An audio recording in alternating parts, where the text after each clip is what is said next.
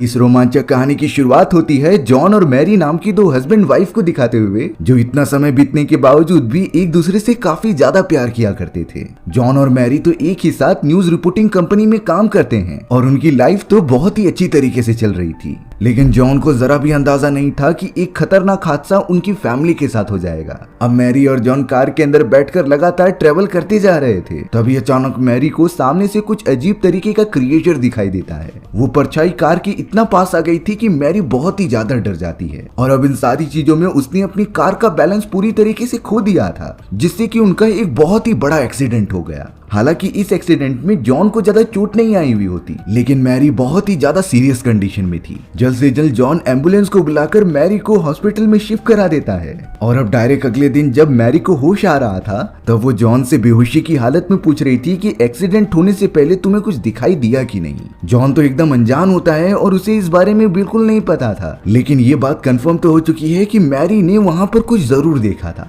अब यहाँ पर मैरी का पूरा ट्रीटमेंट किया जा रहा था, लेकिन रिपोर्ट्स आने पर डॉक्टर्स ने बताया कि मैरी को तो ब्रेन ट्यूमर है और वो लास्ट स्टेज पर थी, इसीलिए उसका इलाज करना बिल्कुल भी नामुमकिन था। ये बातें जानने के बाद जॉन तो पूरी तरीके से टूट गया था, लेकिन अब जॉन को पता करना था कि उसकी वाइफ किस चीज के बारे में बात कर रही थी जिससे कि उनका एक्सीडेंट हुआ। जॉन तुरंत ही एक्सीडेंट वाली लोकेशन पर चला जाता है जहाँ पर उनकी कार भी क्रैश हो गई थी। अब यहाँ चारों तरफ देखने के बाद जॉन अपनी कार पर नोटिस करता है कि वहाँ पर तो कुछ अजीब तरीके का निशान बना हुआ है और ये निशान बहुत ही ज्यादा अजीब था। लेकिन तभी जॉन को जिसका डर था वही हो गया। हॉस्पिटल से कॉल आता है कि आपकी वाइफ मैरी अब मर चुकी है, क्योंकि ब्रेन ट्यूमर होने के कारण उसके पास समय बहुत ही ज्यादा कम था। जॉन पूरी तरीके से अकेला हो गया अपनी वाइफ के जाने के बाद। लेकिन अब जॉन हॉस्पिटल में जाने के बाद ये देखता है कि उसकी वाइफ ने मरने से पहले कुछ पेपर्स पे अजीब तरीके की ड्रॉइंग्स बनाई हैं और ये ड्रॉइंग्स बहुत ही ज्यादा अजीब और चौंकाने वाली लग रही थी, जिसके ऊपर काले साए और घोस्ट की फोटोज होती हैं। वहाँ हॉस्पिटल में तो एक हेल्पर जॉन के सामने आकर उसे बता रहा होता है कि शायद मैरी को एंजल्स के बारे में पता चल गया है। जॉन को कुछ नहीं समझता, इसीलिए वो उस आदमी से फिर से पूछने के लिए आगे बढ़ रहा था, लेकिन अगले ही मोमेंट में वो हेल्पर वहाँ से गायब हो जाता है। ये सारी चीजें भी जॉन को नहीं समझती, पर अब उससे सच्चाई के साथ आगे बढ़ना ही पड़ेगा कि वो जिंदगी में अकेला हो चुका है। मैरी तो उसे हमेशा हमेशा के लिए छोड़कर चली गई थी। अब हमें यहाँ पर पूरे 2 साल बाद का समय दिखाया जाता है। जॉन अपनी वाइफ के जाने के बाद बहुत ही ज्यादा बुरा फील कर रहा था। एक तरीके से वो अपनी वाइफ की मौत का जिम्मेदार खुद को मानता है, क्योंकि उसकी लापरवाही की वजह से ही उसकी वाइफ की ये हालत हुई थी। और अब जॉन बहुत ही ज्यादा गुस्से में अपनी कार लेकर निकल पड़ता है, लेकिन बीच रास्ते में ही उसकी कार किसी अनजान रीजन की वजह से खराब हो चुकी थी। ना ही वहाँ पर नेटवर्क मिल रहा होता है और ना ही जॉन के मोबाइल काम कर रहे थे। इसीलिए अब जॉन मदद मांगने के लिए गॉर्डन नाम के एक आदमी के घर पर चला जाता है, लेकिन गॉर्डन तो पहले से ही गन लेकर खड़ा हुआ था, जैसे कि उसे पता था कि कोई उसके घर में आने वाला है। पुलिस ऑफिसर को वहाँ पर बुला कर रखा था। गॉर्डन तो जॉन को देखकर जोर से चिल्लाने लगा कि यही वो इंसान है, पर जॉन कहता है कि मैं तो यहाँ पहली बार आ रहा हूँ, तो मुझे जो इंसान समझ रहे हो मैं वो बिल्कुल नहीं हूँ। मेरी कार खराब हो गई है, इसीलिए मैं यहाँ पर कुछ मदद मांगने आया हूँ। गॉर्डन तो इन सारी बातों को बड़े ध्यान से सुनता है और फिर उसे समझ में आया कि जॉन वो आदमी नहीं है, लेकिन गॉर्डन जॉन को सब कुछ बता रहा था कि कैसे उसके घर पर एक अनजान साया आकर उसे बहुत ही ज्यादा डराता था और मारने की धमकी देता था। लेकिन जॉन को लगने लगा कि ये जरूर पागल हो चुका है, ऐसी कोई भी चीज मौजूद ही नहीं होती। सारी चीजें मिलने के बाद जॉन जब अपनी कार में सफर तय करता है तब उसने नोटिस किया कि वो कुछ ही मिनटों के अंदर एक दूसरे सिटी में पहुंच चुका है, जहां उसे पहुंचने में नॉर्मली 10 घंटे से ज्यादा समय लगता था। आखिर ये सारी चीजें पॉसिबल कैसे हुई, जॉन को समझ ही नहीं रहा होता, क्योंकि ये एक तरीके से मिरेकल हो गया है। इतने कम समय में कोई भी इतना ट्रेवल नहीं कर सकता। जॉन ने जब उस टाउन के लोगों से बात करना चालू किया तब उसे पता चलता है कि टाउन के लोगों को भी कुछ इसी तरीके की चीजें महसूस हो रही हैं। थोड़ी पूछताछ करने के बाद जॉन को ये रियलाइज हुआ कि उन सभी लोगों को कोई अनजान साया दिखता है और वो एक तरीके से उन सभी को मारने की धमकी दिया करता था। और अब तो जॉन ने ठान लिया था कि वो इन सारी चीजों के राज के बारे में पता लगा कर ही रहेगा, क्योंकि वो एक न्यूज रिपोर्टर है और उसे सवाल की गहराई तक जाना ही होता है। तभी जॉन ने नोटिस किया कि टाउन के सभी लोग जिस काले साए के बारे में बात कर रहे थे उसकी फोटो ऑलमोस्ट जॉन की वाइफ मैरी के मरने से पहले पहले बनाई गई फोटो से मैच करती है और जरूर इन सारी चीजों का आपस में कनेक्शन होगा ही। अब यहाँ पर जॉन गॉर्डन के पास चला जाता है जो उसे सब कुछ बता रहा था कि कैसे मुझे मेरे घर के सिंक होल के अंदर से अजीब तरीके की आवाजें आती हैं और ध्यान लगा के सुनने पर मुझे पता चला कि उसके अंदर से कहा जा रहा था कि 99 लोग मारे जाएंगे और वो भी बहुत ही बुरी तरीके से। आखिर इन सारी चीजों का मतलब क्या होगा और क्या ये रियलिटी है, इस बारे में जॉन और गॉर्डन दोनों ही नहीं समझ पाते। उस पेपर के ऊपर डेनवर 9 नाम की एक और अनजान इंफॉर्मेशन लिखी हुई थी और उसके साथ लिखा था 99 विल डाइज। फिलहाल के लिए जॉन और गॉर्डन इन सारी चीजों पर ध्यान न देते हुए वहां से चले गए थे, लेकिन तभी अचानक गॉर्डन को कुछ महसूस होता है। वो तो एक समय के लिए वहीं पर फ्रीज हो चुका था और उसके कान में कुछ अजीब तरीके की विस्परिंग वॉइसेस सुनाई देने लगी। लेकिन जॉन अब गॉर्डन से कुछ बातें करने के लिए उसे एक कैफे में लेकर चला जाता है। गॉर्डन को तो थोड़ी देर बाद जाकर ही होश आया, पर अब वो सभी लोग न्यूज देख रहे थे जिसमें बताया जा रहा था कि डेनवर 9 नाम का एक एरोप्लेन पूरी तरीके से क्रॉस लैंड हो चुका है और उस दुर्घटना में मौजूद 99 पैसेंजर्स की मृत्यु हो चुकी है। यानी कि उस पेपर पे जो भी इंफॉर्मेशन लिखी हुई थी वो फ्यूचर में होने वाली दुर्घटना की होती है। और ये सारी बातें तो जॉन और गॉर्डन बिल्कुल भी समझ नहीं पाए थे। अब हमें यहाँ पर जॉन की एक साथी पॉली को दिखाया जाता है। उसे भी बहुत अजीब तरीके का सपना आ रहा था जिसके अंदर वो पानी में डूब रही थी और उसके चारों तरफ बहुत ही अजीब तरीके के बॉक्सेस तैर रहे होते हैं। पॉली वहां से बाहर तो निकलने की कोशिश करती है, लेकिन फिर उसे कोई पानी के अंदर खींच ले रहा था और ये सेम सपना उसे कई बार आया होता है। एंडिंग में बस पॉली ने ये सुना कि कोई उसे नंबर 37 कह के पुकार रहा है। अब हमें यहाँ पर गॉर्डन दिखाया जाता है जो बहुत ही सुनसान सड़क पर जा रहा था, पर तभी उसके सामने वही काला साया आ जाता है जिसके अंदर से इतनी तेज रोशनी निकल रही थी जिससे कि गॉर्डन का टेम्परेचर काफी बढ़ने लगा। वो तो ठीक तरीके से कुछ देख भी नहीं पाता।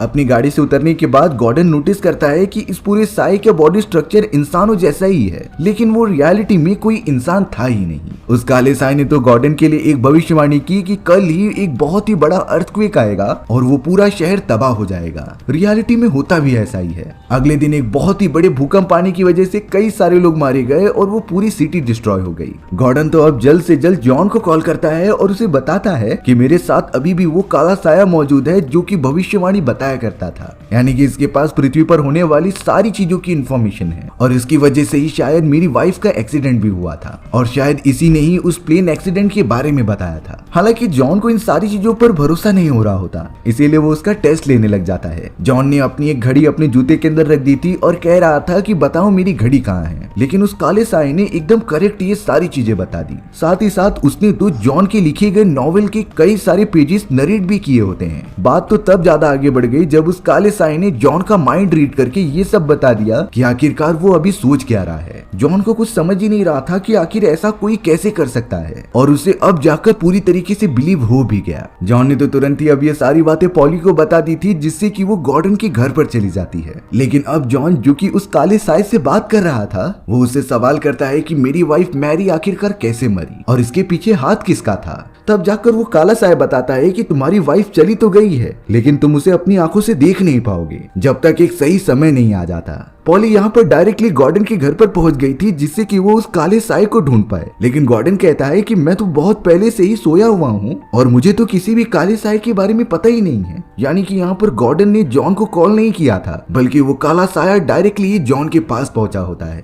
अब जॉन को ये सारी चीजों में इंटरेस्ट आने लगा था, इसीलिए वो अपने एक बहुत ही पुराने दोस्त जैक के पास चला जाता है। जैक ने भी कुछ इसी तरीके के इंसिडेंट अपने लाइफ में देखे थे, इसीलिए जब जॉन जैक को सारी बातें बताता है कि उसके साथ क्या हुआ, तब जाकर जैक कह रहा था कि हाँ वो काला साया असली है। वो बहुत ही ज्यादा एंशिएंट स्पिरिट है जिसे कि मौत कहा जाता था। मौत एक ऐसी स्पिरिचुअल एनर्जी होती है जो पूर्वजों के काल से चलती आ रही थी। दरअसल ये उन लोगों को दिखाई देते थे जिनके साथ कुछ दुर्घटना होने वाली होती है और ये स्पिरिचुअल एनर्जीज पूरी कोशिश करते थे उन सभी इंसानों को बचाने की जिससे कि वो अपनी लाइफ बचा सके। ये स्पिरिचुअल एनर्जीज सभी को अलग अलग टाइप में दिखाई देती थी, जैसे कि गॉर्डन को स्पिरिचुअल एनर्जी किसी गॉड के रूप में दिखाई देती है क्योंकि उसने वैसे ही तरीके से उसे इमेजिन किया था। यहाँ तक कि उस स्पिरिचुअल एनर्जी ने मैरी को भी दुर्घटना होने से पहले चेतावनी देने की कोशिश की थी, लेकिन मैरी उसे समझ नहीं पाई और उसका एक्सीडेंट हो गया। जैक बताता है कि कई साल पहले पहले मुझे भी यही स्पिरिचुअल एनर्जी दिखती थी और उसने मुझे इन्फॉर्म भी किया था दुर्घटना होने से पहले। लेकिन जब मैंने ये सारी बातें पुलिस ऑफिसर्स और अपनी फैमिली को बताई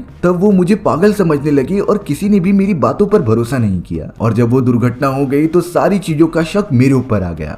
जैक को तो कुछ ना किए बिना भी अपने 2 साल जेल में बिताने पड़े थे। इसीलिए स्पिरिचुअल एनर्जी पर भरोसा करना सभी को मजाक लगता है, लेकिन जॉन और जैक को तो सच्चाई पता थी कि ये स्पिरिचुअल एनर्जी रियलिटी में मौजूद है। लेकिन अब जॉन का एक सवाल था कि आखिरकार उस एनर्जी को हम इंसानों को बचाना है तो फिर वो डायरेक्टली हमारे सामने आकर दुर्घटना के बारे में क्यों नहीं बता सकती, जिससे कि हम बच भी जाएंगे और कंफ्यूज भी नहीं होंगे। फिलहाल के लिए जॉन की इन सारी बातों का जैक के पास जवाब नहीं होता और अब जैक जॉन को इन्फॉर्म करते हुए सिर्फ ये कहता है कि तुम ये शहर छोड़कर चले जाओ, नहीं तो तुम्हारे साथ बुरी दुर्घटना हो सकती है। जॉन तो अब अपने घर पर मौजूद था जिसे बिल्कुल भी नींद नहीं आ रही थी। उसे काफी बुरे बुरे सपने दिखाई दे रहे थे जिससे कि वो सो भी नहीं पा रहा था। अब अगले दिन जॉन को पॉली से पता चलता है कि एक लेडी उसके बारे में पूछताछ कर रही थी। जब जॉन ने सीसीटीवी कैमरास की मदद से ये सारी बातें पता की कि वो लेडी कौन है तो वो पूरी तरीके से शॉक हो गया, क्योंकि वो लेडी और कोई नहीं बल्कि उसकी वाइफ मैरी थी। यहाँ से जॉन का दिमाग फटा जा रहा था कि आखिरकार उसकी वाइफ जिंदा कैसे हो गई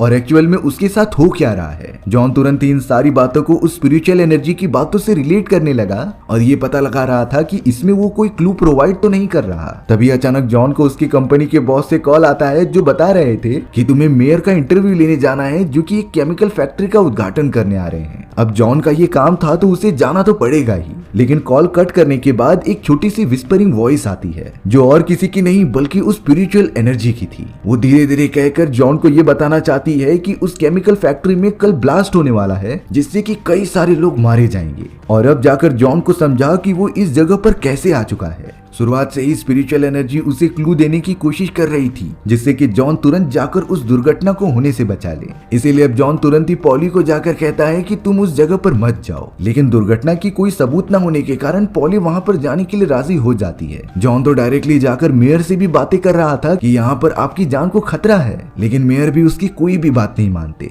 कुछ देर बाद जब मेयर की स्पीच खत्म हो जाती है तब हमें पता चला कि उस केमिकल फैक्ट्री में कोई ब्लास्ट नहीं हुआ है, यानी कि जॉन को जो खबर मिली है वो पूरी तरीके से झूठी थी। जॉन भी एकदम सोच में पड़ गया कि आखिर उनकी बताए गए क्लूज कैसे गलत हो सकते हैं। अब जॉन जो कि बहुत ही ज्यादा निराश हो चुका था उसे एक लेटर मिलता है जिसमें लिखा था कि तुम्हारी वाइफ मैरी तुम्हें कॉल करेगी। जॉन तो इन सारी चीजों से बहुत ही ज्यादा खुश हो जाता है और तुरंत ही अपनी कार लेकर खुश होते हुए घर पर चला जाता है क्योंकि उसकी वाइफ उसे कॉल करने वाली थी। जॉन कई घंटों से बेसब्री से इंतजार कर रहा था लेकिन उसकी वाइफ का कॉल अभी तक नहीं आता। तभी जॉन को पॉली कॉल करती है और उसे समझाती है कि तुम जिस चीज के पीछे भाग रहे हो वो रियलिटी बिल्कुल नहीं है। मैरी कई साल पहले मर चुकी थी और वो वापस नहीं आने वाली। ये तुम्हारा एक फॉल्स विजन है जो तुम्हें इस तरीके से बहका रहा है। जॉन इस बात से बहुत ही ज्यादा नाराज हो गया और वो कंफ्यूज भी था, लेकिन फिर वो डिसाइड करता है कि वो जैक की बात मानकर ये शहर छोड़कर ही चला जाएगा। जैक तुरंत ही अपनी कार लेकर शहर की एक बहुत ही बड़ी ब्रिज के ऊपर आ गया जहाँ काफी ज्यादा ट्रैफिक मौजूद था। उस ट्रैफिक के अंदर तो पॉली भी होती है जो एक दूसरे सिटी में जा रही थी। कई मिनटों तक तो वो ट्रैफिक क्लियर ही नहीं होता, जैसे कि सारी चीजें उस बड़े से ब्रिज के ऊपर स्टक हो गई हैं। जॉन तो अब अपनी कार से बाहर निकलकर थोड़ा रिलैक्स होने के लिए साइड में चला गया, पर तभी उसे वहाँ पर कुछ गड़बड़ दिखाई देती है। जॉन को उस ब्रिज से रिलेटेड कुछ आवाजें आ रही थी जो उसके कान में धीरे धीरे बढ़ते जा रही होती हैं और अब स्पिरिचुअल एनर्जीज उसे विस्परिंग वॉइस में समझाते हैं कि वो दुर्घटना केमिकल फैक्ट्री में नहीं बल्कि इस ब्रिज पर घटेगी। जॉन भी इन सारी बातों को तुरंत ही समझ जाता है, पर जब तक वो सारे लोगों को दुर्घटना के बारे में बता पाता तब तक वो पूरा ब्रिज डिस्ट्रॉय होकर टूटने लगा। उस ब्रिज पर मौजूद जितने भी लोग मौजूद थे वो अपनी जान गंवाते जा रहे थे। पॉली भी अब आउट ऑफ कंट्रोल होकर पानी में गिर जाती है। यहाँ पॉली तो पानी के अंदर डूबती जा रही थी और ऊपर की तरफ काफी सारे बॉक्सेस तैर रहे थे, यानी कि पॉली का वो विजन्स भी सच हो गए जो वो कुछ समय पहले देखा करती थी। यानी कि पॉली पानी में डूब रही है और चारों तरफ बॉक्सेस मौजूद थे। कोई पॉली को लगातार नंबर 37 कह के पुकार रहा था। ये बात अच्छी थी कि उस जगह पर जॉन था और उसने पॉली को तुरंत ही बचा लिया। वहाँ पर मौजूद आईवी रेस्क्यू टीम का एक आदमी कहता है कि टोटल 36 लोगों की मौत हो चुकी है, यानी कि पॉली जो कि नंबर 37 मेंबर थी वो उन सभी लोगों में एक अकेली ही जिंदा बची है। यहाँ से पॉली भी पूरी तरीके से समझ गई कि आखिर उसे नंबर 37 क्यों पुकारा जा रहा था। जॉन को भी जब पता चला कि पॉली की भी जान खतरे में हो सकती है, इसीलिए अब उसने पॉली को अपने साथ साथ रख लिया। अब यहाँ पर एक सीक्रेट रिवील होता है कि जॉन को अपनी वाइफ मैरी मरने के बाद भी क्यों दिखाई दे रही थी। तभी उस स्पिरिचुअल एनर्जी की एंशिएंट थियरी के बारे में बताया जाता है, जिसमें कि हमें पता है कि स्पिरिचुअल एनर्जी लोगों को उसी रूप में दिखाई देती है जिस तरीके से इंसान उन्हें इमेजिन करते थे और जिस चीज की उन सभी को नीड होती है। जॉन के केस में वो हमेशा अपनी मरी हुई वाइफ मैरी को ही याद किया करता था, इसीलिए जब स्पिरिचुअल एनर्जी उसे वार्न करने के लिए आई तो वो मैरी का रूप धारण करके आ रही थी। यही रीजन था कि जॉन बार बार अपनी वाइफ मैरी को देख रहा था। वो मैरी नहीं बल्कि स्पिरिचुअल एनर्जी थी जो कि जॉन को क्लूज प्रोवाइड कर रही थी जिससे कि वो दुर्घटना से बच जाए। इसीलिए उन्होंने जॉन को ये भी इशारा किया कि तुम्हें अपनी वाइफ का कॉल आने वाला है, जिससे कि जॉन शहर से बाहर ना जाकर अपने घर पर चले जाए। और जॉन जब तक उस ब्रिज के ऊपर पहुंचता तब तक वो ब्रिज पूरी तरीके से टूट गया था, जिससे कि जॉन की जान बाल बाल बच गई थी।